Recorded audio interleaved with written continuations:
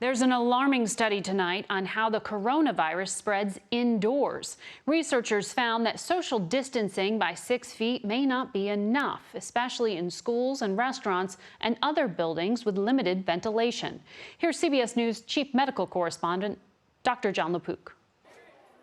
As students head back to school, parents and teachers are increasingly concerned about how coronavirus could spread, especially in buildings with inadequate ventilation.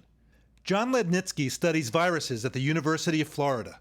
There was a lot of controversy about SARS coronavirus 2 being transmitted or not being transmitted through airborne routes.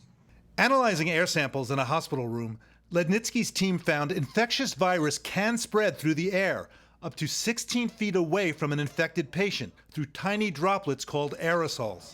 This is the smoking gun that everybody's been asking for. Lindsay Marr studies how viruses travel through the air.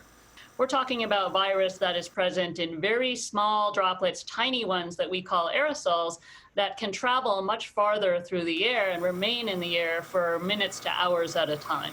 That's important because until recently, attention has mainly focused on respiratory spread of virus within 6 feet.